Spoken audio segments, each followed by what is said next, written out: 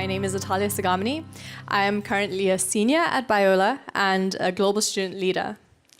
When I was approached to speak at this chapel, I found myself very quickly enthused by the idea of speaking on hospitality.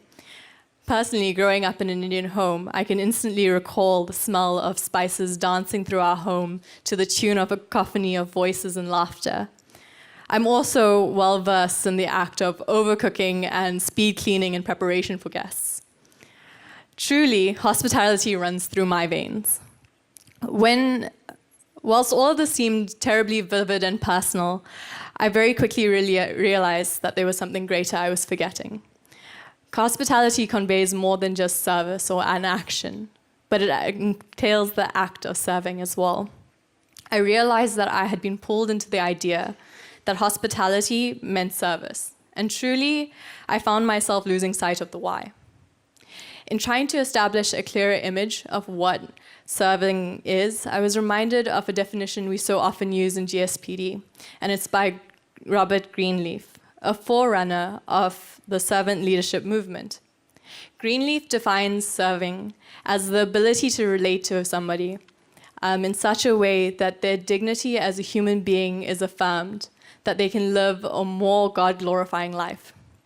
And whilst this seems all very theoretical, I think it begs the question, what does that mean? I believe that the definition reveals three things.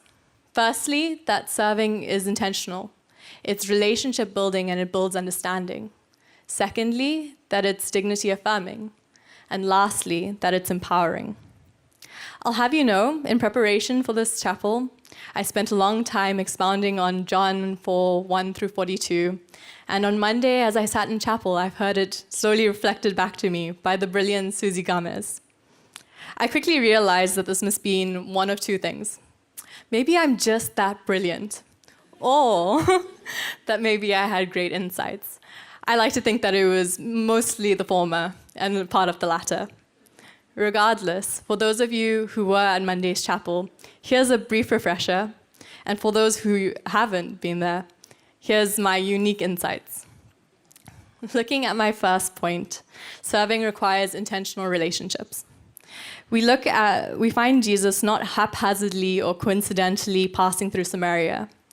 Rather, it says that he had to pass through Samaria.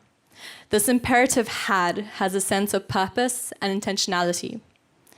It appears that Jesus was cognizant of who he wanted to speak to. And more so, we find him at an hour of day where there would be very few people there, if any at all. This brings me to my second point. Serving is dignity affirming. So let's take a step back and change perspective. There's little truly known about the Samaritan woman within this piece. But there's much speculation that has been done by theologians. What we can tell is that this woman probably had a lot of shame attached to her. She, by virtue of her cultural and ethnic identity, was likely ostracized within her community. Moreover, we see her attending the well at the hottest part of the day.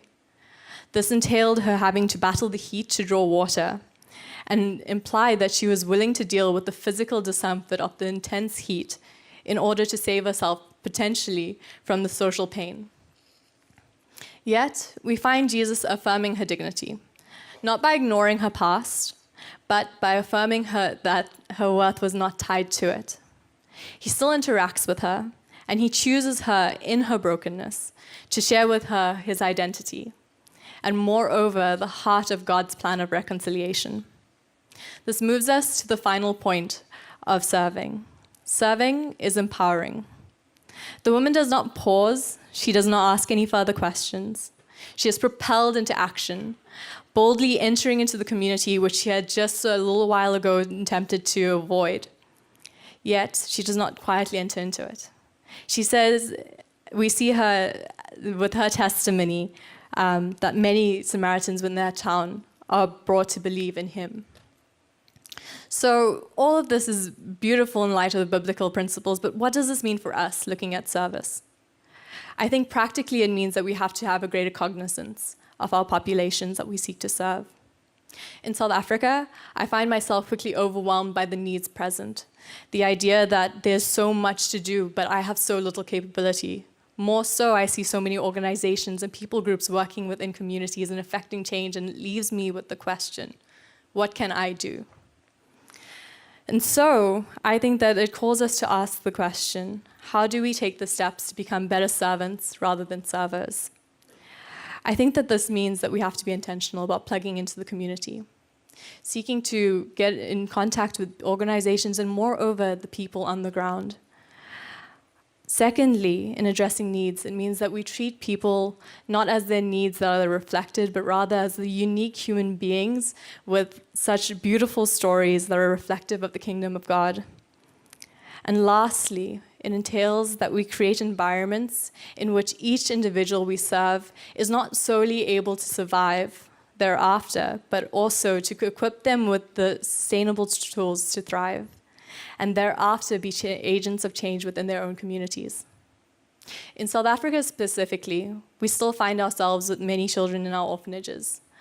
Not solely because these children who live there are orphaned, but rather that they come from single-family homes or extended family homes, and due to limitations on finances, are unable to stay within them.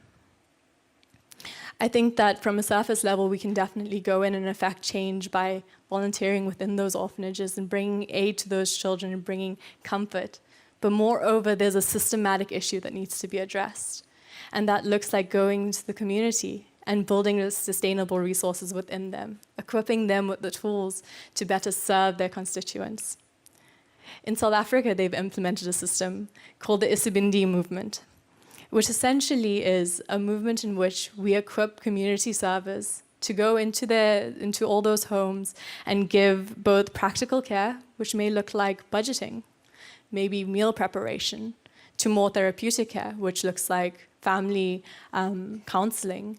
It also looks like teaching life skills.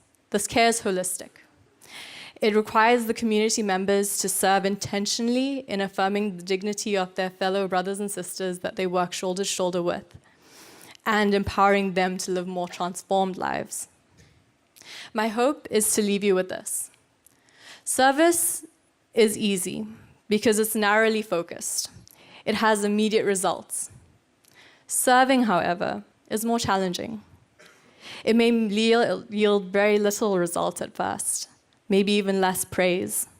Yet it creates sustainable and impactful change that can only truly be done through relating to people in such a way that their dignity as human beings are affirmed and that they are empowered to live more God-glorifying lives.